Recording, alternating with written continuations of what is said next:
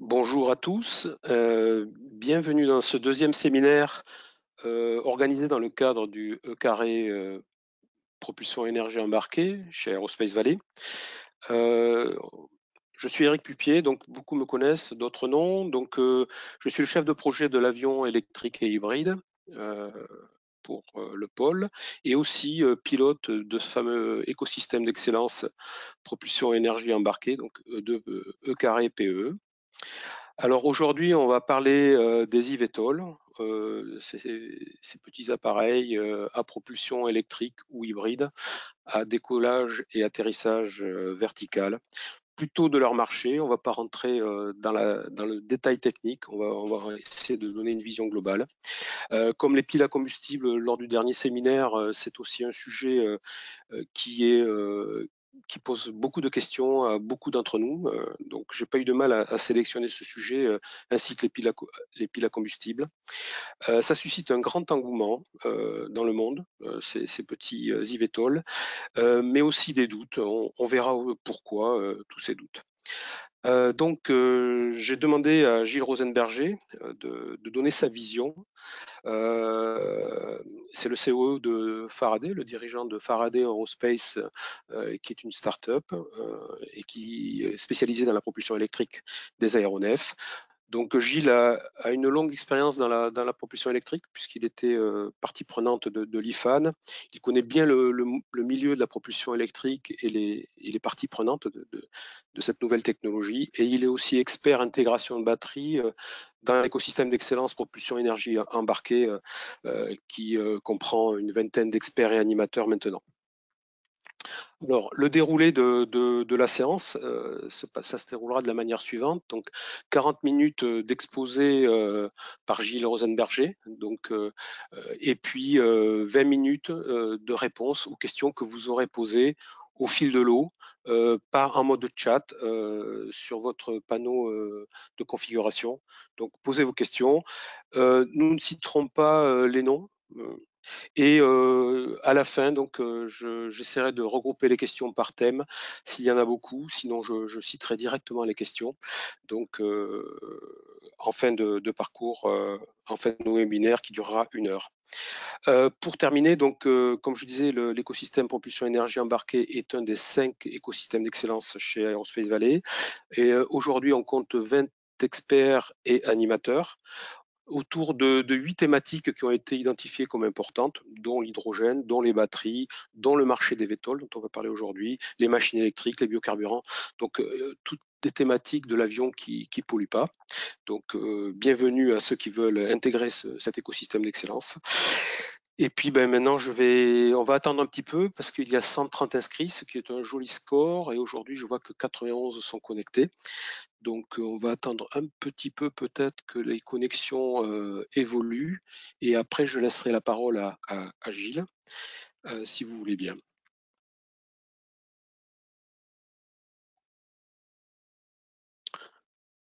Voilà, je vois que ça se stabilise. Bon, bah, écoutez, on va démarrer. Je crois que, vous voyez, on est sur un plateau. Donc, on va démarrer. Eh bien, écoute, je te laisse la parole, Gilles, à toi, pour 40 minutes. Bonjour. Eric, tu parlais d'engouement. L'engouement pour le taxi volant ou la voiture volante, elle remonte à un paquet d'années. Sous les yeux, vous avez une image, une illustration des Jetsons, une bande dessinée et un dessin animé qui date des années 60. On retrouve du taxi volant dans le street art à Londres ou à, je ne sais plus où, en Grande-Bretagne. On retrouve ça dans la bande dessinée. On retrouve le taxi volant chez Besson avec le 5e élément. Et on en parle de tous les côtés. Et en fait, le taxi volant, initialement, la vision du taxi volant, ça a été un moyen de réduire le trafic routier au sol et réduire les embouteillages. Et donc, un grand nombre d'acteurs sont rentrés dans cette idée et on retrouve des propositions à la fois d'Airbus, des uns et des autres. Il est même été question, et on verra pourquoi, si c'est opportun ou pas, de proposer des taxis volants dans des villes. Et même ça, on est aujourd'hui là, cette photo illustre la rocade à Toulouse. Et donc, je ne sais pas si ça a vraiment du sens, et on va voir au cours de ces 40 minutes si ça a du sens et quel sens ça a de développer ce type de taxi volant dans des grandes villes comme Toulouse ou Bordeaux. Je m'appelle Gilles Rosan-Merger, je suis l'un des cofondateurs de Faraday Aerospace, une start-up dédiée à la propulsion électrique, comme Eric le disait tout à l'heure. Nous sommes 6 cofondateurs, nous venons d'Airbus, de Boeing, de Safran, de Valeo, et nous avons fait voler un certain nombre d'aéronefs électriques. Des avions électriques, pour nous, l'avion électrique, c'est l'avion qui est propulsé par un moteur électrique, un ou plusieurs moteurs électriques, quelle qu'en soit la source d'énergie. Et les sources d'énergie qu'on a utilisées historiquement, c'est dès 2008, une pile à combustible, et puis ensuite des solutions full batterie ou des solutions à base de hybride avec moteur à explosion. Ça nous confère une quarantaine d'années d'expérience dans la propulsion électrique. C'est la seule slide d'autopromotion, le reste, on va rentrer dans le sujet. Qu'est-ce qu'un taxi volant?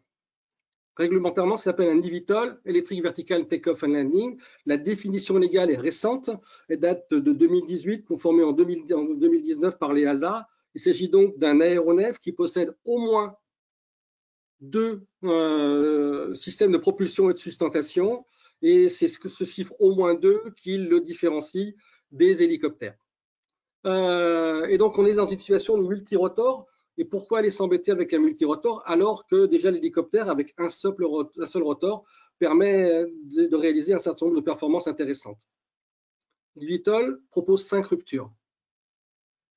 La première des ruptures, c'est une maintenance à la fois low en termes de low cost, une maintenance simple et une maintenance pas chère. La deuxième rupture, c'est le respect de l'environnement. La troisième, c'est une accessibilité économique, le silence et la sûreté ou la sécurité selon comment on la voit. Les slides qui sont présentés dans la présentation d'aujourd'hui sont largement issus d'un certain nombre d'acteurs et j'essaie chaque fois de préciser d'où elles sortent. Une partie de ces slides seront en français, sont en anglais. J'espère que l'auditoire ne sera pas trop perturbé par ça. Celle-ci vient de l'US Air Force. On aura l'occasion peut-être à travers les questions-réponses d'évoquer tout à l'heure comment l'US Air Force s'implique dans le développement des eVTOL. Une slide qui est issue de l'EASA pour montrer la différence entre VTOL et hélicoptère. On voit bien la différence. Au cœur de ces ruptures qui sont proposées, on va trouver la propulsion électrique et distribuée. La propulsion électrique, c'est clairement une solution pour offrir un entretien de coût limité à la fois dans son amplitude et limité à la fois dans son coût, qui permet à la fois une durée de vie des moteurs beaucoup plus importante que celle qu'on connaît aujourd'hui avec un moteur à piston ou une turbine. Pour référence, la durée de vie d'un moteur à piston avionné aujourd'hui, c'est de l'ordre de 2000 heures. La durée de vie d'une turbine, c'est un peu plus long parce qu'il y a des niveaux de maintenance qui sont parfois plus importants, mais on parle de l'ordre de 3000 heures. Alors que sur un moteur électrique tel qu'on les envisage aujourd'hui, on est de l'ordre de 10 000 ou 20 000 heures, avec une question qu'on se pose, c'est est-ce qu'au bout de 10 000 heures, je devais changer ou pas le roulement à billes sur les 3 000 heures aujourd'hui ou les 2 000 heures de l'overhaul sur un moteur à piston, on dépoile complètement le moteur et on change les pièces d'usure qui sont au milieu. Donc on est sur des scénarios qui n'ont strictement rien à voir. La propulsion électrique, c'est bien sûr pas d'émission locale de CO2. Le mot local est bien sûr important. Il est évident qu'on n'émet pas de CO2, mais le respect de l'environnement qui est revendiqué par l'aviation électrique n'a de sens que si l'électricité en amont est décarbonée. On a affaire à des technologies simples, bien plus simples que le thermique, et on verra tout à l'heure des illustrations comment un moteur électrique est bien plus simple qu'un moteur thermique ou qu'un moteur à piston. C'est bien sûr une technologie silencieuse, et donc ça répond aussi aux critères qu'on évoquait tout à l'heure, même si dans une propulsion, le bruit de l'hélice reste une composante importante, mais on a fait disparaître les bruits d'éjection des gaz. Qu'est-ce que c'est que la propulsion distribuée? La propulsion distribuée, c'est la capacité de répartir la propulsion sur différents moteurs sur un avion. Schématiquement, la propulsion électrique permet cette partie intéressante qui permet de partager un moteur de, par exemple, 500 kW, la propulsion d'un moteur de 500 kW en une propulsion de 10 moteurs de 50 kW, et ce, sans pénalité de masse ou sans presque pénalité de masse. C'est cette absence de pénalité de masse qui va permettre de faire naître ces nouvelles configurations. Et on imagine très bien qu'une configuration avec 10, 12, et on voit des configurations jusqu'à 32 moteurs, dans ces configurations, la gestion de la panne n'a rien à voir avec celle de la gestion de la panne d'un moteur parmi 10, 12 ou 32 moteurs n'a rien à voir avec la gestion de la panne sur un monomoteur ou sur un bimoteur. Donc ça ouvre des nouvelles architectures d'avions, d'aéronefs de toutes sortes. Et si vous arrivez à voir le plan, le schéma électrique qui est en fond de page de la slide que vous avez sous les yeux. Il s'agit du schéma électrique, de l'architecture électrique d'un projet de la NASA qui s'appelle X-57 et qui a vocation à transformer un avion bimoteur en avion avec 12 moteurs différents qui permettent un certain nombre de choses, notamment souffler la voilure, réduire la taille de la corde de la voilure, ainsi de suite. Je ne vais pas rentrer dans le détail parce que ce n'est pas le sujet de l'aviation électrique et pas le cœur du sujet d'aujourd'hui, mais c'est pour évoquer que la motorisation électrique nous permet un certain nombre de configurations différentes qu'on n'a pas vues jusqu'à présent. Juste pour illustrer ce nombre de moteurs, on les verra dans le détail, on les verra plus tard dans une deuxième partie. On a 36 moteurs sur le Lilium qui est en haut à gauche, 18 sur le volocoptère qui est en haut à droite, 8 moteurs, 6 moteurs, 8 moteurs. On est bien dans le système de la propulsion distribuée. C'est bien une des caractéristiques des eVTOL. Mais la vraie question à laquelle on doit répondre, c'est à quoi ça sert et pour répondre à quel besoin. Typiquement, s'il s'agit de répondre au problème de l'engorgement du trafic routier, la photo qu'on a sous les yeux illustre bien la sorte de folie qui existe à ce niveau-là et notamment en Asie. Là, on est sur, si je me souviens bien, sur le 4e périphérique de Pékin. Il y en a, je ne sais plus, 6, 7 concentriques. Et pour ceux qui n'ont pas l'occasion de compter, au parti central, il y a 48 véhicules, 48 voitures qui sont côte à côte, qui vont essayer de passer le péage où il y a 26 portes. Et donc, si nous, on essaye de comprendre ce qui se passe avec la vision qu'on a du trafic routier et de se projeter sur l'usage que pourrait avoir le eVTOL, on n'a pas là sous les yeux les éléments qui nous permettent de juger correctement. La vraie question, c'est celle de la mobilité urbaine, pour laquelle on prévoit d'ici 2030 une trentaine de mégacités. Une mégacité, c'est une cité avec, c'est une conurbation avec plus de 10 millions d'habitants, donc parmi lesquels on va retrouver Paris, on va retrouver Londres, un certain nombre de capitales européennes. Et à 2050, l'horizon en 100 mégacités. Et c'est ça qui constitue l'un des cœurs du problème. Au niveau mondial, la flotte de véhicules, la flotte de voitures aujourd'hui, c'est 1,2 milliard de voitures, dont en gros 400 millions circulent en ville. Et les experts de la circulation routière nous expliquent que si on veut commencer à décongestionner une ville, alors il faut au moins commencer à lui retirer 3% de la circulation. C'est une valeur moyenne, et bien sûr qui ne prend pas en compte les singularités locales, mais 3% de la circulation sur les 400 millions de véhicules, ben ça fait 12 millions de voitures. Et s'il s'agit de changer le mode de transport des passagers de 12 millions de voitures et les passer sur eVTOL, ça fait 12 millions d'eVTOL en l'air. On est sur quelque chose de complètement qui sort de l'entendement et qui sort de la vision qu'on en a. Juste pour citer un chiffre aujourd'hui, il y a en gros une vingtaine de milliers, entre 20 et 21 000 avions de ligne qui volent tous les jours. Et là, on parle de 12 millions de véhicules à mettre en l'air. Ce n'est plus du tout les mêmes ordres de grandeur. Alors, le modèle qui est proposé aujourd'hui, c'est un modèle qui ne va pas jusqu'à prétendre réduire les embouteillages dans toutes les grandes villes. C'est un modèle qui est proposé notamment par Uber, qui parle de liaison point à point, de centre-ville à aéroport, de centre d'affaires en gare, et sur des lignes fixes, dans des couloirs aériens dédiés. Uber a décidé de jouer un rôle dans le développement des eVTOL et du taxi urbain, un rôle analogue à celui qu'il joue aujourd'hui dans le domaine du taxi routier. Il s'agit effectivement pour Uber. Uber n'est pas constructeur de voitures, n'est pas propriétaire des flottes. Uber est opérateur d'un écosystème et c'est cet écosystème qu'Uber envisage ou souhaite créer. Ici, il est pris dès 2016 avec la diffusion d'un premier livre blanc qui expliquait ses objectifs et comment il souhaitait le faire. Il a créé autour de lui tout un écosystème et un réseau d'experts qui interviennent régulièrement à travers notamment un symposium annuel qui s'appelle Elevate Summit et qui a eu lieu en 2017, 2018, 2019. J'étais à Los Angeles en 2018, on était 800 experts à plancher sur les différents sujets de la technologie, de la réglementation, la certification, l'acceptation sociale ou les infrastructures. Et on était 1200 en 2019. Ces summits ont lieu au printemps, vous comprenez pourquoi ils n'ont pas eu lieu en 2020. Il y a un certain nombre de villes qui ont décidé déjà de se joindre à l'ensemble de cet écosystème et qui ont signé des accords avec Uber. Il s'agit de Los Angeles, Dallas et Melbourne pour servir de ville pilote au développement de ces écosystèmes et au développement de ces liaisons aériennes urbaines. Dans le tuyau, Helsinki, Madrid, Singapour, Doha. Doha, une image qui illustre déjà ce que pourrait être une vue d'artiste ce que pourrait être la circulation autour de Doha. Alors tout ça, c'est supporté par un grand nombre d'études l'ensemble des acteurs, des cabinets internationaux et des cabinets de conseil en stratégie, Deloitte, Porsche Consulting, Roland Berger, différents acteurs, et même la NASA a commandé en 2018 une large étude auprès du cabinet Booz Allen et Hamilton sur une étude de marché sur l'UAM. UAM, c'est Urban Air Mobility. On est au cœur du sujet. Cette étude, elle est disponible sur Internet. Il y a 230 et quelques pages d'études. C'est quelque chose de volumineux et qui apporte des réponses techniques sur un certain nombre de sujets. La réponse pour Roland Berger, la question, c'est pas si ça va arriver, c'est quand est-ce que ça va arriver. Un certain nombre d'acteurs sont déjà présents et en termes de communication, proposent leur position, à savoir Bosch par exemple, qui dit qu'à l'horizon 2030, ces boîtiers électroniques seront au cœur des eVTOL et à 2030, il y aura 1 milliard de passagers qui voleront à l'horizon 2030.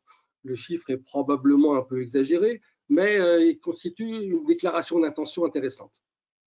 Safran, de leur côté, nous explique qu'à horizon 20 ans, il y a 50 ou 100 000 aéronefs qui seront aujourd'hui des eVTOL et qui circuleront dans le monde. Le Boston Consulting Group, de son côté, évoque 200 000 véhicules avec 1 milliard de voyages, Ils sont à peu près en cohérent avec ce que disait Porsche précédemment. L'EASA, en ce qui le concerne, a retenu comme fil guide, non pas pour le valider, mais pour pouvoir se positionner et avoir des ordres de grandeur, l'étude de Roland Berger qui évoque à horizon 2050 98 000 ou 100 000 véhicules. Et ça, encore une fois, c'est à rapporter aux 21 500 avions de ligne qui volent aujourd'hui dans le monde et pour lesquels on a mis en gros 60 ans pour construire cette flotte. Il s'agit aujourd'hui de construire une flotte de 100 000 véhicules, donc 5 fois plus grande, entre 20 et 30 ans. Il s'agit là d'un véritable challenge, un de plus que ceux qu'on va commencer à regarder dans les pages qui suivent. Le marché, tout le monde y va de ses chiffres, des milliards de dollars, des milliards d'euros. Il est clair que si je reprends, ça c'est encore une planche de l'EASA, si je reste que juste sur le petit carré en bas à droite, c'est loin d'être une niche négligeable. Les enablers, ce qui va rendre possible le développement de ce marché, c'est d'abord la safety, numéro 1. Encore une fois, il s'agit d'une planche de l'EASA. Les ruptures technologiques, que ce soit en termes d'énergie, en termes de batterie, mais sur aussi l'automation des vols.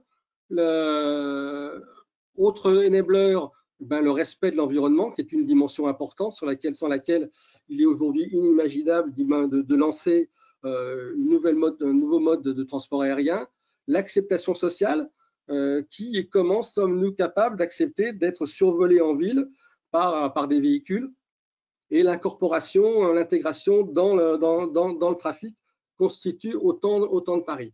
La colonne de droite est extraite de l'étude de Porsche Consulting et propose que pour que cela soit possible, il faut que les eVTOL soient 4 fois moins lourds, 4 fois moins bruyants, pardon, excusez-moi, 15 fois plus fiables, 2 fois plus sûrs, le 2 me semble un peu juste, et 10 fois moins cher. Un des problèmes auxquels nous sommes confrontés aujourd'hui, c'est l'environnement réglementaire. L'environnement réglementaire n'existe pas et n'est pas complet aujourd'hui en ce qui concerne la définition et la certification d'un véhicule électrique et encore moins d'un eVTOL. Au niveau de l'EASA, les premiers éléments, alors il y avait des éléments qui existaient en termes de certification électrique pour la propulsion électrique de planeur, mais la première partie qui a concerné un avion date en gros du printemps 2018 avec un PTF, un Permit to Fly, accordé à l'avion que vous avez sous les yeux. Alors, il ne s'agit pas d'un eVTOL, mais il s'agit d'un avion électrique, full électrique, construit par un constructeur slovène qui s'appelle Pipistrel et dont un exemplaire est propriété de la Fédération française aéronautique et vole à peu près régulièrement à Toussus en région parisienne. Au mois d'octobre de la même année, en 2018, l'EASA a diffusé un premier document qui s'appelle une Special Condition pour les VTOL. Special Condition, c'est quoi? C'est un texte réglementaire qui a la possibilité, dont l'évolution est beaucoup plus flexible qu'un texte complet de certification. même si en fait la Special Condition a vocation à évoluer au cours du temps et à devenir ce qu'on appelle une CS, une Certification Standard, le terme complet pour certifier un tel véhicule. Donc on est sur un mode aujourd'hui transitoire qui permet de construire progressivement ce que sera la certification d'un VTOL. La deuxième version de ce texte est sortie en juillet 2019 et a été complétée par un atelier, un workshop qui s'est déroulé à Cologne à la fin de l'année dernière. Au début de cette année, l'EASA a rajouté une dimension, c'est une Special Condition pour la propulsion électrique et hybride. Et cette Special Condition aujourd'hui est en enquête et la date de remise, de termination de l'enquête a été reportée plusieurs fois et est aujourd'hui au mois de juin de cette année. Ce qui se passe aux États-Unis est un peu différent parce que les États-Unis, sur des raisons que je n'ai pas explorées là immédiatement, sont un peu verrouillés dans leur réglementation interne et ne permet pas d'écrire aujourd'hui, sans revoir quelque chose de fondamental, l'autorisation de la certification d'un véhicule électrique. Pour autant, ça ne veut pas dire qu'ils n'y travaillent pas, ils ont un autre biais et qui leur permet non pas de définir une certification qui serait commune à l'ensemble des véhicules, mais de customiser chacun les critères de safety et la certification pour chacun des véhicules qui sont demandeurs aujourd'hui d'une certification là-dessus.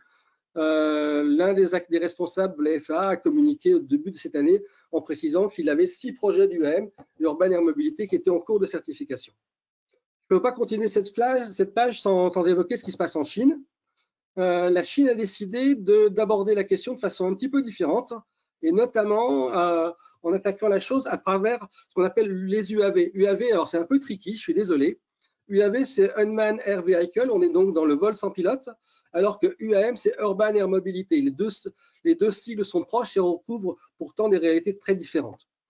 Et donc en Chine, le constructeur chinois qui est dans Yang, qu'on verra tout à l'heure, a obtenu au mois d'août de l'année dernière une certification partielle. C'est plutôt un élément de communication qu'un élément lui permettant de effectivement faire des vols commerciaux à court terme. Je vais passer rapidement sur les exigences de safety du VTOL qui sont issues donc de la Special Condition, en mettant en évidence que cette Special Condition évoque 2 critères, 2 catégories d'avions, d'aéronefs, une catégorie qu'on appelle basique, qui est destinée au vol non urbain, et une catégorie qu'on appelle enhanced, qui est destinée uniquement au vol urbain, avec des niveaux de safety qui n'ont strictement rien à voir. Les objectifs de safety, alors je vais demander pardon par avance aux spécialistes de certification parce que je vais essayer d'écrire un objectif de safety juste par un chiffre, ce qui est quand même réellement osé, mais qui permet de fixer un peu les idées. Les objectifs de safety, je peux les résumer par l'exigence, l'occurrence maximale acceptable, la fréquence maximale acceptable d'un événement catastrophique qui constitue la perte du véhicule et le décès d'un ou des passagers ou d'un des membres d'équipage. Et donc, dans le vol urbain, l'exigence aujourd'hui précisée par l'EASA, ce document, c'est une partie de la Special Condition VTOL, le précise à 10-9. La slide n'est pas très claire, mais ce qui est montré, c'est bien effectivement la probabilité admissible pour le vol urbain doit être d'une probabilité de 10-9 pour l'événement catastrophique, c'est-à-dire qu'on accepte un événement catastrophique pour au moins 10 puissance 9, 1 milliard d'heures de vol. La situation est différente pour les vols urbains avec les véhicules avec 0 ou 1 passager, alors 0 ou 1 passager plus le pilote.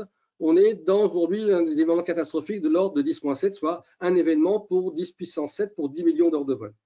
Et il y a une véritable marche entre ces 2 exigences.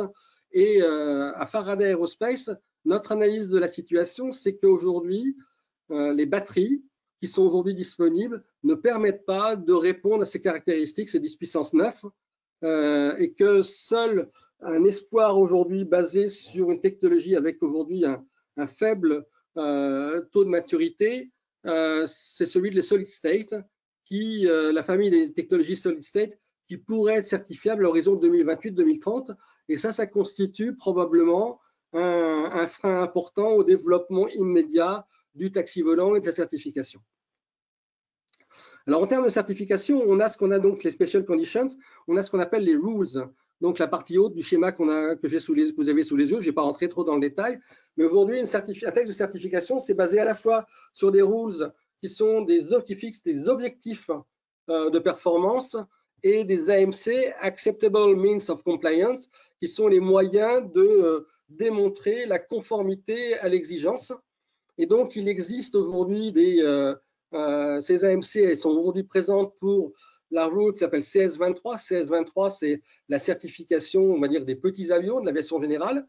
Mais ces AMC n'existent pas, c'est encore under development pour la Special Condition, la SC Vital, et de même pour la Special Condition EHPS, qui est Electric Hybrid Propulsion System. Je suis encore sur les slides qui sont issus de l'EASA. On ne va bien sûr pas la lire en détail, mais dire que l'EASA a prévu pour chacun des chapitres de la Special Condition, qui précise des performances, de pouvoir, dans chacun des cas, recevoir des means of compliance, donc des spécifications détaillées qui expliquent à l'acteur qui veut certifier comment est-ce qu'il peut répondre à l'exigence proposée par l'EASA. Il s'agit d'Acceptable Means of Compliance, il s'agit donc d'un guide, d'ailleurs en anglais on appelle ça de Guidance Material, qui permet de répondre à l'exigence mais qui laisse toute liberté à l'industriel de proposer autre chose. Et aujourd'hui, pour rédiger ces guidance matériels, il y a un certain nombre d'acteurs qui sont impliqués, et notamment 3 groupes internationaux qui s'appellent l'EuroCAE, l'ASTM et l'SAE, qui sont des organismes d'ingénieurs qui travaillent bénévolement, c'est-à-dire vis-à-vis de chacun de ces groupes, EuroCAE, ASTM et SAE, mais qui en général sont payés par leur entreprise d'origine pour écrire ces règles détaillées qui vont devenir autant d'Acceptable Means of Compliance. Donc, il existe des groupes de travail qui travaillent sur Energy Electric Storage System ou Energy Storage System, dont la batterie, l'intégration de l'EPS, le fly-by-wire et ainsi de suite. Autant de sujets qui sont aujourd'hui destinés à construire des textes qui seront soumis aux autorités, les ASA, les FA, pour être intégrés à l'AMC. Et le schéma qui est retenu aujourd'hui, c'est que les autorités, EASA et FA, font leur marché, en quelque sorte, dans les textes qui leur sont proposés. Et on a par exemple l'exemple sous les yeux d'une spécification pour les LSA dans lequel l'EASA avait dit, voilà, je prends tel texte ASTM et dans ce texte ASTM, je choisis de retenir l'article 2, l'article 3, l'article 4 et dans le 5, je prends juste le 5B et ainsi de suite. C'est vraiment une situation à la carte qui a vocation à être expliquée par l'EASA et par les FA en disant quels sont les critères qu'ils acceptent de reprendre. Pour expliquer un peu comment ça se passe, le Working Group Vital de l'EuroCAE est aujourd'hui dirigé par exemple par 2 acteurs, Volocopter et Lilium. Il y a 112 membres qui travaillent c'est purement illustratif, qui travaillent dans ce groupe-là et qui tous les jours, pas exactement tous les jours, mais régulièrement, avec des rendez-vous hebdomadaires ou bi-hebdomadaires, construisent progressivement la règle. Alors, il y a donc encore beaucoup à faire pour avoir un texte réglementaire, puisque si on a vu qu'on avait aujourd'hui des Special Conditions, il y a toute une liste d'AMC, d'Acceptable Means of Compliance, qui sont en cours d'écriture et dont la diffusion va s'étaler entre 2020 et 2021, et peut-être plus probablement depuis la pandémie 2022. Autre sujet, l'eVTOL va être un aéronef économique, affordable. Et donc la simplicité technique est la première source d'économie, à la fois en production et en maintenance. En termes de simplicité technologique, par rapport à un hélicoptère, il y a quelque chose de fondamental qu'il faut mettre en évidence, c'est qu'un des éléments qui coûte cher à la fois à concevoir, à construire et à maintenir dans un hélicoptère, c'est la tête de rotor. C'est rapidement un composant complexe qu'il faut surveiller régulièrement, dont la fragilité est importante et qui constitue un point d'attention. Si je regarde ce qu'il en est, l'équivalence sur un eVTOL, là je suis aujourd'hui sur le site Airbus d'Airbus, l'équivalent de la tête de rotor, c'est un moyeu qui tient 3 pales sur lesquelles il n'y a pas d'articulation, il n'y a pas de mécanique, et donc on le voit bien déjà sur ce détail, la complexité d'un eVTOL sur un certain nombre de domaines techniques est beaucoup plus importante que ce qu'il existe sur un hélicoptère. Cette simple image aujourd'hui illustre la différence de simplicité qui peut exister entre un moteur électrique et une turbine chargée de motoriser un hélicoptère. Il n'y a pas besoin de longue explication pour comprendre que le nombre de composants n'a rien à voir et la maintenance de l'ensemble de ces composants n'a strictement rien à voir. On a vu l'économie qui était liée à la technologie. Il y a aussi une économie qui est liée à l'échelle. Si on reprend le schéma aujourd'hui de l'explosion du marché proposé par notamment Roland Berger et reprise par les hasards. Il s'agit de construire 100 000 véhicules en 20 ans, soit une moyenne de 5 000 unités par an, là où la production d'hélicoptères aujourd'hui ne dépasse pas les 1 000 unités par an, tous constructeurs confondus. C'est donc d'avoir une économie d'échelle inconnue à ce jour et de construire un outil industriel qui va devoir s'adapter. L'outil industriel, ça ressemble à ça aujourd'hui. Il y a une chaîne d'assemblage chez Airbus, à la fois en France ou je ne sais plus où celle-là est peut-être en Chine. On a les mêmes choses chez Bell, ça ressemble exactement à la même chose. Et donc, on a aujourd'hui une chaîne d'assemblage, par exemple, sur le Bell Jet Ranger, qui a une capacité de 150 véhicules par an, et c'est un prix de vente moyen d'un véhicule qui vaut en gros 1 million de dollars. Il va s'agir de fabriquer 5 000 véhicules par an. Donc, le modèle, c'est sûrement pas le modèle de Tesla qui fabrique 380 000 véhicules en 2019 sur la Tesla 3, mais c'est probablement plus proche de ce qui existe en modèle industriel chez Lamborghini, qui fabrique, lui, en gros 8 000 véhicules par an, avec l'intervention de cobots et de systèmes de manutention qui sont bien plus avancés, bien plus pratiques du point de vue des opérateurs pour la fabrication du véhicule. Et là, le modèle qu'on a sous les yeux, c'est 8 000 véhicules par an avec un prix de vente entre 200 et 300 000 euros. C'est le prix de vente d'une Lamborghini. On est beaucoup plus proche de ce que sera le schéma industriel nécessaire pour construire un VTOL. Donc, simplicité de production plus effet d'échelle. On a des réductions significatives de coûts à attendre sur la production d'un VTOL et aussi une simplification, une réduction du coût de revient global par le fait qu'avec des plus grandes quantité à produire, on a une capacité d'amortir les NRC, c'est-à-dire les coûts non récurrents qui recouvrent le développement technique, la certification, l'indus et ainsi de suite. On va amortir ça sur des séries beaucoup plus grandes. Et c'est l'ensemble de ces caractéristiques qui vont nous permettre d'offrir des schémas de coûts différents de ce qu'on a vu jusqu'à présent. Je rappelle là la slide de Porsche qui propose un coût réduit par 10 par rapport à un hélicoptère. Quelques exemples d'hélicoptères d'entrée de gamme. Le Bell Jet Ranger, le C-120 d'Airbus Hélicoptère qui n'est plus en production, le R-66 de Robinson et le MD-500-520 de Hughes. Chaque fois, ces hélicoptères avec un pilote plus 4 passagers, 2 plus 4, 1 plus 4 et 2 plus 5, avec des gammes de puissance qui sont entre 200 et 400 kW et des masses maxi au décollage qui sont de l'ordre de 1200 à 1700 kg. Et on voit les capacités de production ou les productions qui sont mises en jeu sont de l'ordre d'une centaine, une grosse centaine de véhicules par an. Et les prix catalogues qui correspondent à ces véhicules sont ceux que vous pouvez lire de l'ordre d'1 million de dollars. Si on essaie de se projeter, ce serait un VTOL. Et là, je me lance. Un VTOL aujourd'hui, c'est un véhicule qui potentiellement a 1 plus 4, un pilote plus 4 passagers, probablement demain du vol autonome, mais ça, ce sera dans un deuxième temps. Une puissance supérieure à ce qu'on a vu précédemment, parce que là, je parle de puissance installée, parce qu'il faut gérer la redondance et la rendre possible.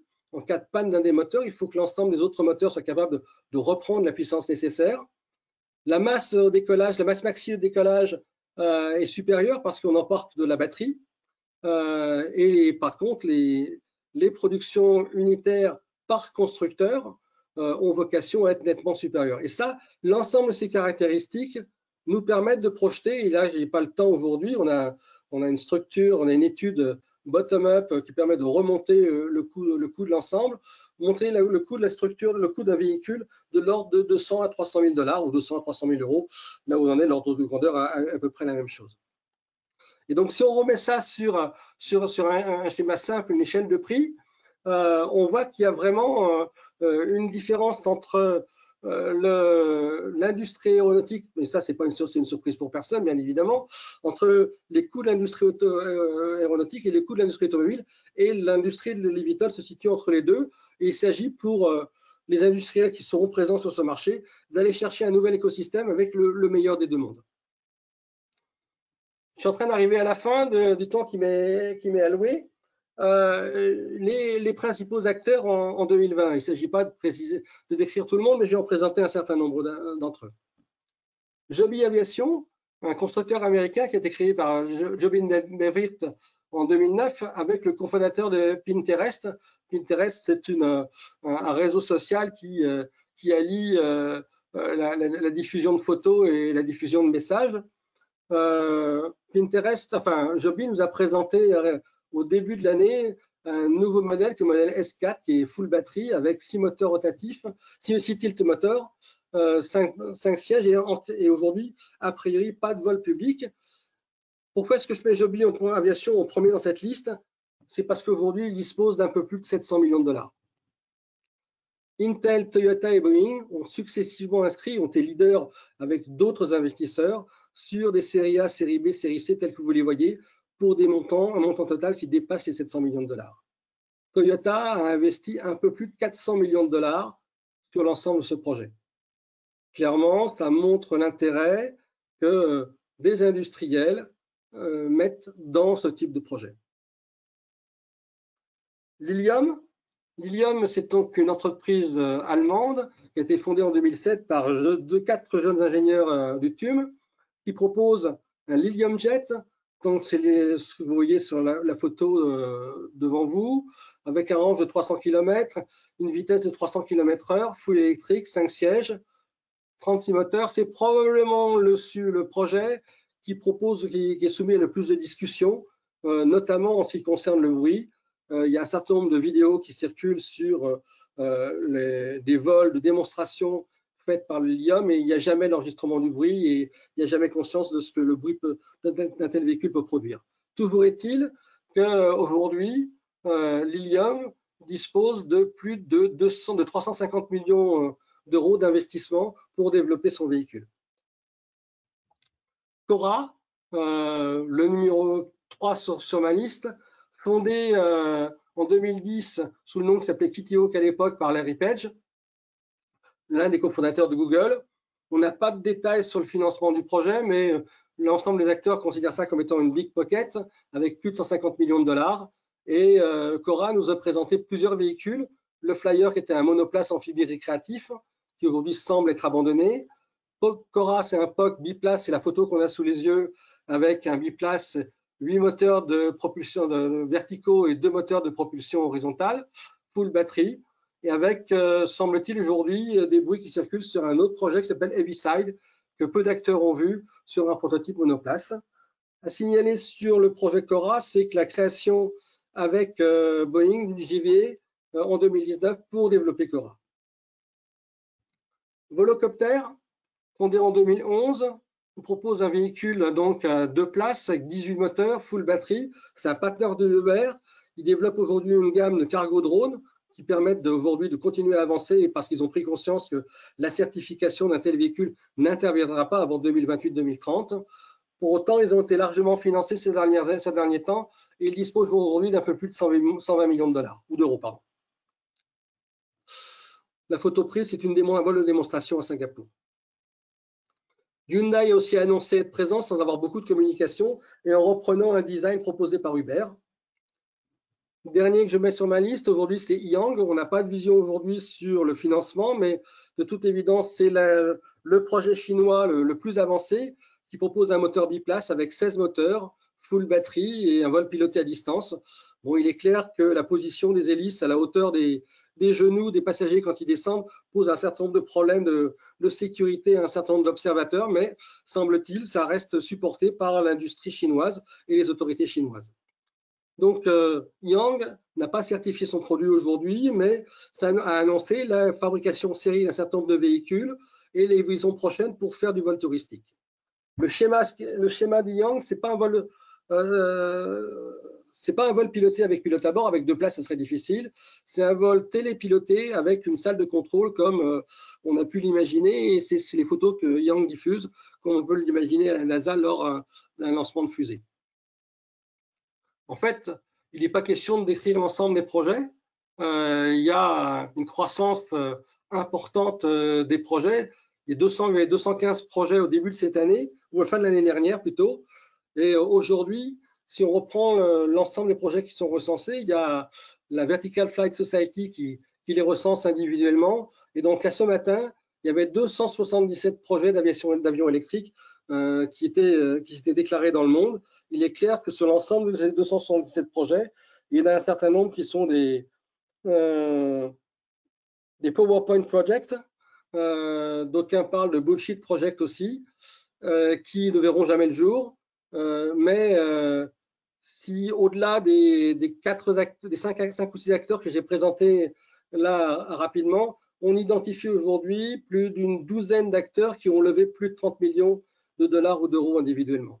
Et donc ceux-là sont probablement les acteurs de demain qui vont aider à franchir les barrières technologiques, les barrières réglementaires, les barrières sociales, qui sont celles qu'on a identifiées et qui devront être franchies si on veut réaliser et rendre possible l'économie de ces projets. Je ne pouvais pas terminer sans parler de l'équipe de France. Alors, l'équipe de France, c'est bien sûr un petit mot d'ironie là-dessus, parce qu'il s'agit en aucun cas d'une équipe. On a 3 grands acteurs importants en France qui ont des places mondiales et qui essayent d'être présents dans le domaine de la propulsion électrique. Le premier d'entre eux, c'est clairement Safran. Safran vend aujourd'hui des solutions de moteurs électriques, purement moteurs, à un certain nombre d'acteurs. Safran a aussi des capacités de développement de systèmes électroniques qui aujourd'hui n'ont pas été annoncés, dont la vente n'ont pas été annoncées, mais Safran investit aussi dans un certain nombre d'acteurs fabricants de batteries. Deuxième acteur, c'est Thales, qui a annoncé collaboration avec Bell sur des commandes de vol électrique. Thales travaille aussi sur des moteurs électriques, sur un certain nombre de composants. Saft, notre champion mondial, européen, français de la batterie, aujourd'hui, la vision que les acteurs de l'aéronautique en ont, c'est une vision aujourd'hui assez distanciée. Il est probable que Saft met une grosse partie de son énergie aujourd'hui dans sa participation à ce qu'on appelle l'Airbus de la batterie, qui est en fait un consortium qui est destiné aux batteries automobiles, et que le marché de la batterie aéro telle que celle qu'on en voit le développement n'a pas marqué aujourd'hui son intérêt. Je ne peux pas parler de l'équipe de France sans évoquer un certain nombre de startups. Nous ne sommes pas très nombreux qui développons et qui essayons d'être présents sur ce marché. Aux côtés d'acteurs allemands, on a vu Lilium et Volocopter qui ont levé des centaines de millions d'euros. Aujourd'hui, des acteurs français qui pourtant à l'origine disposent d'une culture et d'une expérience issue notamment de l'IFAN nettement supérieure à celle dont nos collègues de Lilium et Volocopter disposaient initialement. Mais en dépit de ça, le développement des startups en France est difficile. Donc je voulais citer Turbotech, une jeune pousse dans laquelle Safran est actionnaire et qui développe une turbine et un turbogénérateur. Je voulais citer Ascendance Flight Technology qui développe un eVTOL. Celui que vous voyez là sur l'image, c'est donc avec 3 moteurs de propulsion verticale qui vont lui permettre d'assurer et un moteur moteur horizontal sur le nez qui vont leur permettre de développer un marché autour d'une propulsion hybride. Et Volt Aero, qui est lui aussi issu de l'équipe de l'IFAN, sous la direction de Jean Botti, qui était le CTO et le parrain et le fondateur de l'aventure IFAN chez Airbus. Aujourd'hui, Jean Botti développe avec Volt Aero une famille d'avions à propulsion hybride, dont on voit ici une image qui est, dans un premier temps, la transformation d'un Cessna push-pull d'un 337, mais derrière, il y a une famille différente à développer. Et je ne peux pas oublier Faraday, mais j'en ai déjà parlé. J'ai terminé sur ce parcours. Je vous remercie pour votre attention et je suis à votre écoute ou aux écoutes d'Eric pour les questions que vous allez pouvoir nous poser. Allô? Oui. Je ne sais pas si on m'entend. Alors, j'ai pas mal de questions. Merci beaucoup, Gilles, pour ce tour d'horizon complet. Donc, et puis ces comparaisons avec l'hélicoptère et le monde automobile. Donc, c'était intéressant. Je pense que ça va éclairer pas mal d'entre nous. Alors, j'ai pas mal de questions. Je vais les prendre au fil de l'eau parce que ça prend beaucoup de temps de les regrouper. Alors, excusez-moi. Alors, on me demande si l'électronique embarquée est capable de tenir 10 000 heures, comme semblerait pouvoir tenir le matériel électrique. Donc, Alors, effectivement, est-ce que c'est compatible, je finis la question, est-ce que c'est compatible du low cost dont on parle par rapport aux objets volants actuels? alors aujourd'hui, je ne sais pas répondre à la question. Ouais, je vais être clair, il y a des questions qui sont encore largement ouvertes.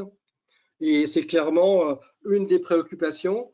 La préoccupation possible, c'est une des solutions possibles, c'est l'intégration de systèmes issus de l'automobile qui, eux, ont des durées de vie moins importantes, mais dont le changement, la permutation permettrait de tenir la durée de vie qu'on évoque précédemment. Merci. Alors, j'ai pas mal de questions sur les batteries que je vais essayer de regrouper. J'ai choisi justement de Pourquoi pas beaucoup pouvez-vous parler de la batterie, mais on va voir. Pourriez-vous expliquer pourquoi les batteries ne permettent pas d'atteindre les objectifs de safety? D'accord. Alors j'ai une autre question associée aux batteries. Comment les recharger entre deux vols? J'en aurai d'autres qui viendront aussi. J'en ai d'autres que je n'ai pas encore Bon. regroupés. Les batteries qu'on connaît aujourd'hui, avec ce qui vole aujourd'hui, notamment l'Alpha Electro que j'évoquais tout à l'heure, ou la génération d'après, ça permet en gros de voler 1 heure avec 2 personnes à bord. A priori, sur les 10 ans qui viennent, on va au mieux multiplier par 2. Donc, en termes de performance de batterie, il n'y a pas grand-chose à attendre. Il n'y a aucun acteur, je dirais, sérieux sur ce marché qui évoque des avions full batterie qui voleraient plusieurs heures avec plusieurs dizaines de passagers. C'est en dehors du champ de vision de ce qu'on peut voir aujourd'hui dans les laboratoires. Alors la limite du 10.9 que j'évoquais tout à l'heure, c'est la limite de ce qu'on appelle l'emballement thermique, qui est aujourd'hui une des maladies congénitales de la batterie, qui à travers, sur les technologies de lithium-ion qu'on connaît aujourd'hui, à travers le vieillissement de la batterie, faire naître, alors je vais aller très rapidement et je vais faire hurler les spécialistes, mais dire que fait naître un certain nombre de ce qu'on appelle des dendrites, des protubérances un peu comme les stalactites et les stalagmites entre l'électrode et l'anode, entre la cathode et l'anode, qui vont créer un arc électrique et donc faire conduire à ce qu'on appelle l'emballement thermique et qui constitue ce que le grand public appelle le feu de la batterie. Et ça, c'est la maladie congénitale des technologies qu'on a aujourd'hui avec notamment des électrolytes qui ne sont pas des électrolytes solides et qui donc ne peuvent pas s'opposer à cette progression de ces dendrites. Parmi les technologies qu'on a dans le visuel, dans le développement dans les laboratoires, il y en a une famille de technologies, parce que chaque fois, j'ai une famille de technologies avec beaucoup de nuances, qui s'appelle technologie solid state, sur laquelle techniquement ce type de problème ne peut pas apparaître. Et donc, l'espoir qu'on en a aujourd'hui, c'est d'avoir, à travers ces technologies, une réponse d'une qualité bien supérieure à celle qu'on a aujourd'hui avec les technologies lithium-ion. J'essaie de faire très court. Alors, Un résumé. j'ai une question un petit peu corollaire. Est-ce que les aéronefs hybrides pourraient répondre aux objectifs de safety avec les technos de batterie actuels?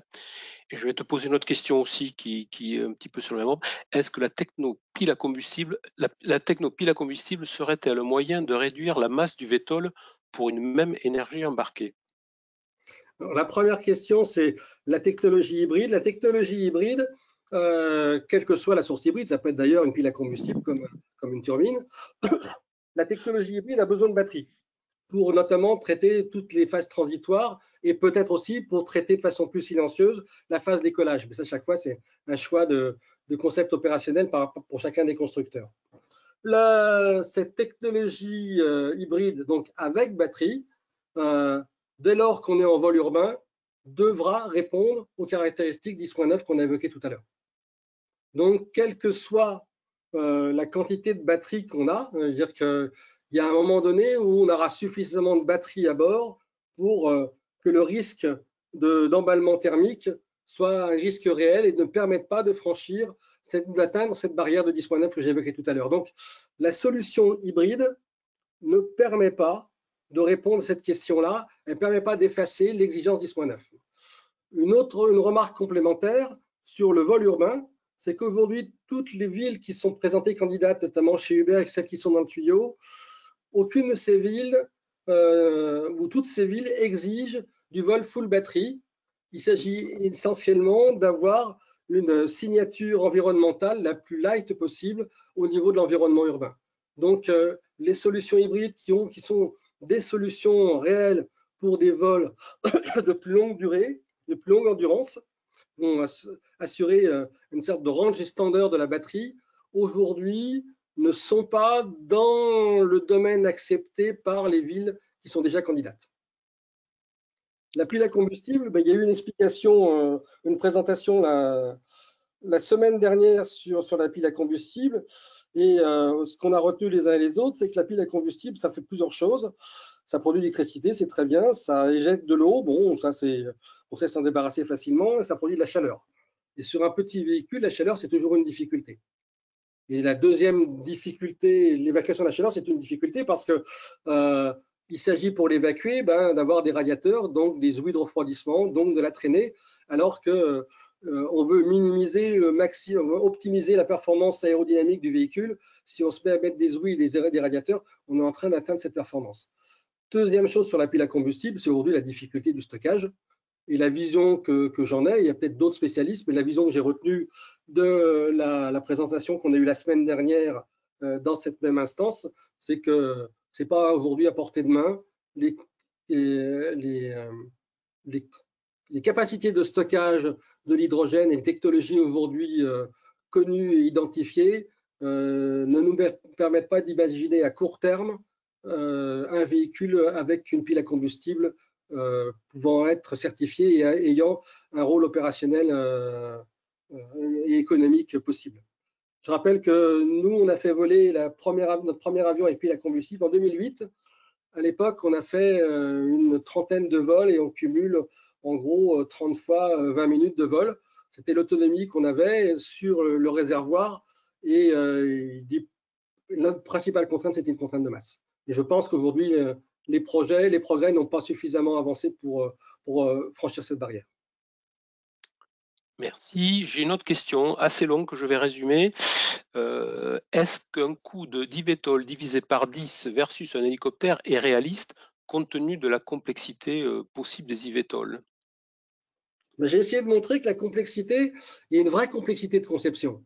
Il y a une vraie complexité de démonstration de la fiabilité de ce qu'on fait. Mais en termes de fabrication, c'est beaucoup moins complexe. C'est l'idée que j'ai essayé de présenter. C'est-à-dire qu'il est clair qu'on a beaucoup à apprendre et beaucoup de choses à démontrer. C'est-à-dire qu'on a des technologies qui s'assimilent au fly-by-wire qu'on n'a pas sur un hélicoptère. Donc, en termes de démonstration, clairement, la certification, il y a beaucoup d'efforts à faire. Mais l'idée, c'est que dès que ça, c'est de la partie NRC, il y a une grosse masse de NRC qui est probablement supérieure à ce qu'on connaît aujourd'hui sur les hélicoptères. Mais l'idée qui est aujourd'hui promue, c'est on est en train de faire une reconstruction. J'ai fait une présentation top-down du coût en divisant par 10, et moi, je n'ai même pas divisé par 10, j'ai divisé par 5. Hein, c'est-à-dire que pour avoir des coûts de l'ordre de 250 à 300 000 euros ou dollars le véhicule. Là, c'est une vision top-down. À Faraday, on est en train de reconstruire une vision bottom-up, en reconstruisant à partir d'une nomenclature le coût de l'ensemble des composants. Et on a des stratégies qui nous permettent de dire que sur les quantités de produites qui sont ciblées, le coût de 250 à 300 000 dollars ou euros commercialisés, c'est un coût qui est accessible. Bon, bien sûr, ce n'est pas accessible au premier produit vendu, c'est accessible dans les conditions qu'on a évoquées avec 1000 à 2000 véhicules fabriqués par an et ainsi de suite.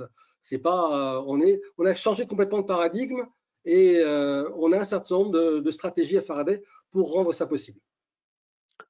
En fait, la question était posée surtout sur le facteur 10, pas sur le fait que ça va coûter moins cher qu'un hélicoptère, mais sur le facteur 10. Donc, tu as répondu effectivement. Moi, j'ai retenu qu'un facteur 5. Facteur 10, il me semble. Bon, on laissera Porsche Consulting avec son affirmation. Je suis resté à un facteur entre 3 et 5. C'est déjà une belle ambition et je pense que c'est faisable, mais il faut le faire. Question plus d'actualité. La crise due au Covid-19, est-ce une opportunité ou un risque pour les eVTOL et l'UAM? Alors, c'est une question qu'on se pose. Je n'ai pas toutes les réponses aujourd'hui.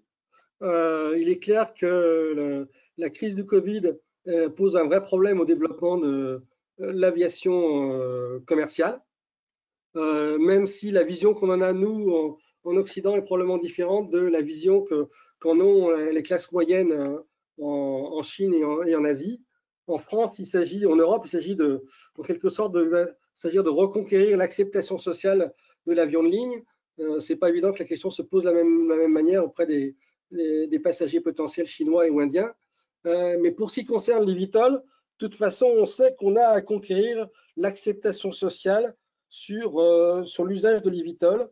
On sait que l'eVTOL ne se développera que s'il est socialement accepté et économiquement accessible à tout le monde. Tout le monde ou alors un grand nombre. C'est-à-dire que les populations n'accepteront pas, au moins les populations occidentales, n'accepteront pas de se faire survoler ou de voir survoler l'école maternelle du coin par un véhicule si ces véhicules à la fois pas démontrer sa fiabilité. Celui 10.9, il est là pour démontrer la fiabilité. Je ne l'ai pas souligné, mais le 10.9, c'est le niveau de sécurité ou le niveau de sûreté opérationnelle exigé par l'aviation commerciale, pour l'avion de ligne. Donc, on a besoin d'acquérir cette acceptation sociale. Le Covid maintenant, qu'est-ce que le Covid vient faire? Il y a des questionnements clairs qui sont aujourd'hui sur quels sont les modes de développement. Est-ce que le Covid, l'après-Covid, va remettre en cause le mode de développement? Ça, j'ai pas plus de boule de cristal que chacun d'entre nous. Je me pose la question, j'ai des envies sur des choses qu'il faudrait peut-être faire différemment après qu'avant, mais je ne suis pas certain que mes envies soient celles de la majorité des acteurs ou des acteurs qui prennent les décisions. Donc, pour faire court, le Covid a-t-il une action aujourd'hui sur le développement des eVTOL? J'en sais rien. C'est une action immédiate sur le financement des eVTOL. C'est-à-dire qu'on est en train d'organiser une levée de fonds auprès d'un certain nombre d'investisseurs, et notamment ce qu'on appelle des VC, venture capitalistes, qui sont des gens qui ont des portefeuilles, qui ont investi dans des entreprises et qui ont des portefeuilles d'entreprises, et qui aujourd'hui déclarent réserver leur cash pour maintenir à flot les entreprises de leur portefeuille. Et donc sont clairement fermés pendant un certain nombre de mois. Et le certain nombre de mois, ça va jusqu'à fin 2021, vraisemblablement, aux nouveaux investissements. Donc ça nous conduit à nous retourner vers une autre population qu'on appelle les business angels. Ce sont des gens qui investissent des tickets moins importants et probablement du crowdfunding si on veut continuer à être vivant dans les mois ou les semaines, c'est clair, mais dans les mois qui viennent. Alors, tant qu'on est sur les facteurs sociétaux, j'ai une question. Quels sont les facteurs d'acceptabilité? D'abord en termes d'usagers voyageurs, praticité, agilité, risque, matériel, accident, et les non-usagers, pollution visuelle, auditive, privacy, et des études ont-elles été réalisées et je suppose sont-elles disponibles? Alors, je viens de la dernière question. Les études sont en cours.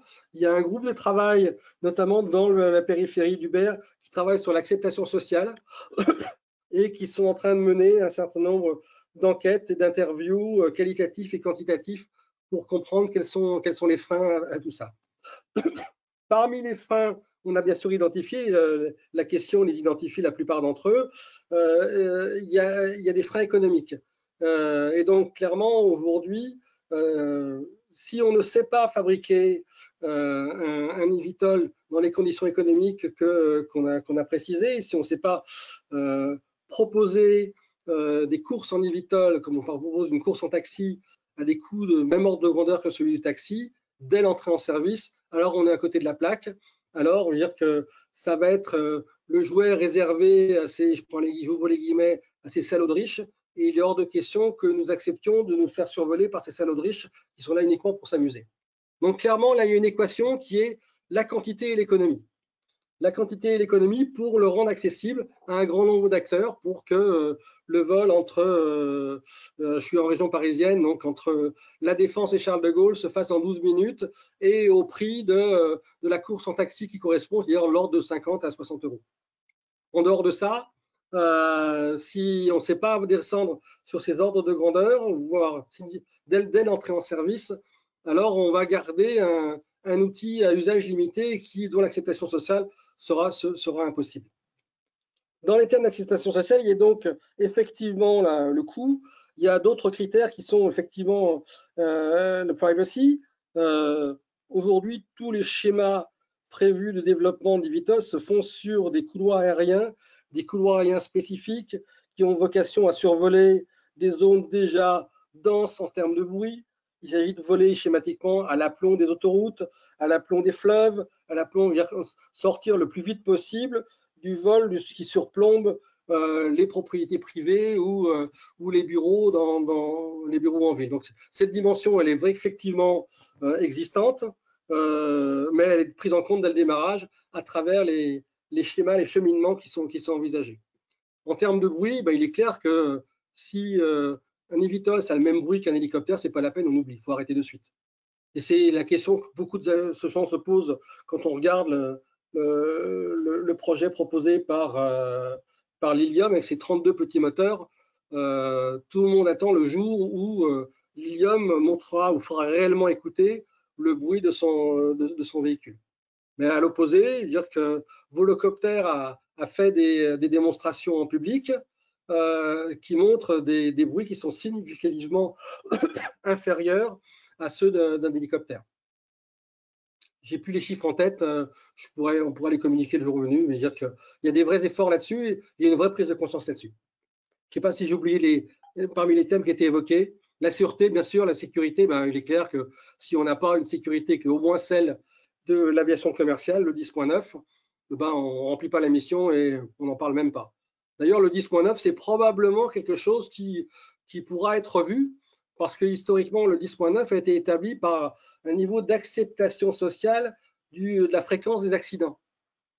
Clairement, la fréquence des accidents, quand on a une flotte d'avions de ligne de 21 000 véhicules, elle n'est pas la même que la fréquence des accidents potentiels quand on a une flotte avec 100 000 véhicules. Donc, le niveau de sûreté de fonctionnement qui sera exigible d'une flotte de 100 000 véhicules ne va peut-être pas rester à du 10.9, mais peut-être monter à du 10.10, voire 10.11.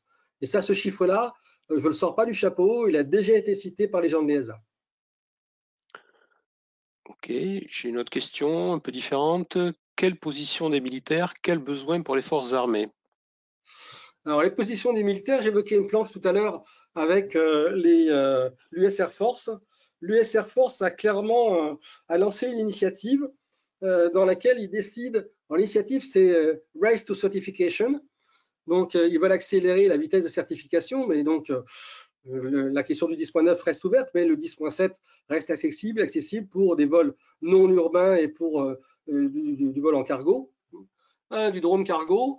Et donc, lancer une initiative avec du financement. Il y a une première entreprise, on l'évoquait tout à l'heure avec Eric en avant en préparation de cette réunion, une première entreprise américaine qui vient de recevoir 1,3 million de dollars.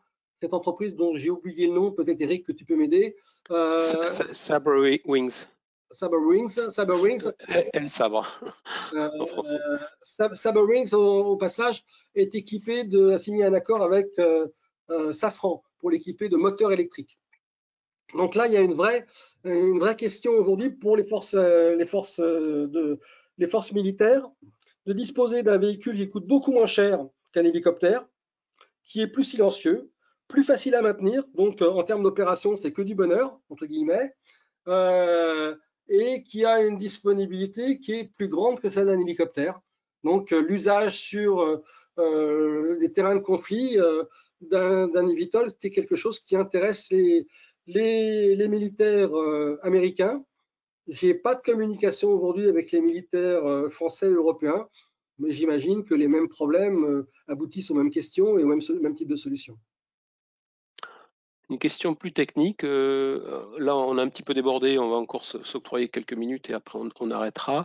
Il existe une grande variété de design. Pour quelle raison le choix de la plupart des eVTOL est d'orienter les moteurs plutôt que de faire pivoter la cabine comme Neoptera? J'allais dire Neoptera. Ok, dire que Neoptera, c'est un très beau projet qui n'a pas réussi à ce jour à trouver sa place, mais je fais partie de ceux qui regrettent parce que c'était une initiative très intéressante. Effectivement, alors je ne sais pas expliquer les choix de chacun des individus, mais en ce qui me concerne, la solution Neoptera, c'est une solution qui m'a toujours intéressé et qui a retenu mon attention, et je pense que c'est une solution qui mérite d'être creusée. Mais je suis incapable d'expliquer pourquoi les acteurs ont choisi quelque chose d'autre. Alors, il y a peut-être un effet panurge, qui est en général assez fort dans notre industrie. Mais pour autant, je pense que l'orientation de la cabine, alors il y a un acteur qui est un petit peu différent, qui propose quelque chose, et au moment où je suis en train d'en parler, j'ai oublié son nom.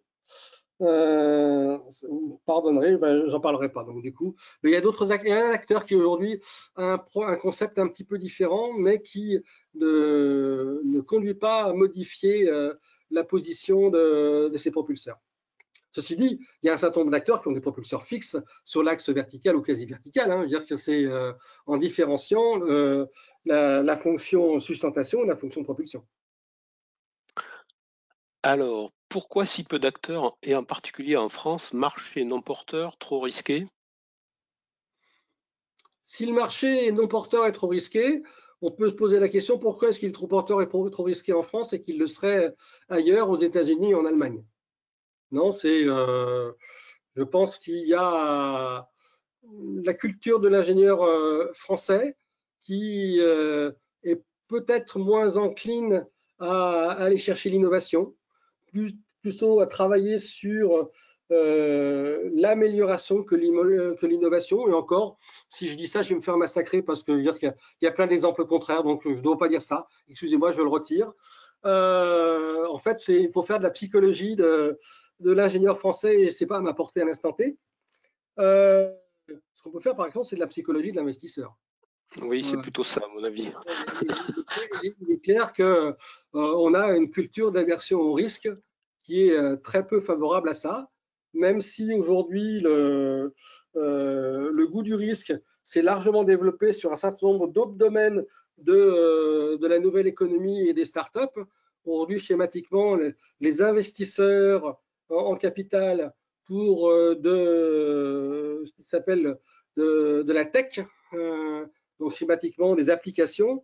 Aujourd'hui, Paris est une place mondiale qui tient son rang en termes sur les investissements dans la tech. En ce qui concerne, nous on appelle ça de la deep tech. Alors c'est un problème de génération parce que moi quand j'ai commencé mes études d'ingénieur, la technologie c'était des objets physiques avec des environnements électriques et électroniques. Aujourd'hui, la tech c'est de la ligne de code, c'est de la plateforme, c'est le site internet. Et donc, pour différencier ça et différencier les technologies qu'on utilise, on appelle ça de la deep tech, dans laquelle le hardware a une place prépondérante. Et schématiquement, le schéma économique de la deep tech et de la tech, c'est deux schémas différents. Pour la tech, écrire des lignes de code, c'est pas très cher et il n'y a pas beaucoup de gros investissements à faire. Par contre, il y a de gros investissements à faire en termes de marketing pour être présent sur le marché. La deep tech, celle qui concerne les progrès aéronautiques, mais qui concerne aussi la pharmacie et un certain nombre d'autres technologies. Les investissements amont, les investissements en technologie, en développement technique sont très importants, alors que les développements commerciaux sont beaucoup plus limités. Et donc, il y a une grosse marche à franchir pour la deep tech versus la tech pour pouvoir démontrer aux investisseurs la viabilité et la qualité du produit qu'on a à faire. Schématiquement, pour Faraday, pour illustrer notre cas par exemple, alors qu'un certain nombre d'acteurs nous demandent où est-ce qu'on est dans notre POC, notre Proof of Concept. Et je dis le Proof of Concept de l'aviation électrique, il existe, il y a des dizaines de vidéos sur YouTube. Ce n'est pas la question et je propose que l'investisseur qui vient nous rejoindre ne dépense pas trop d'argent sur un Proof of Concept, mais dépense plutôt de l'argent sur un Proof of Certifiability, un proof de certification, une démonstration de certification. Et ça, pour ça, aussi bien ce qu'on peut faire, ce qu'on appelle un prototype quick and dirty pour faire voler quelque chose pendant quelques minutes, autant avoir une proof de certification, faut aller jusqu'au bout de la certification et les investissements en regard sont bien supérieurs. D'un côté, c'est quelques centaines de milliers d'euros, de l'autre côté, c'est plusieurs millions d'euros, voire plusieurs dizaines de millions d'euros.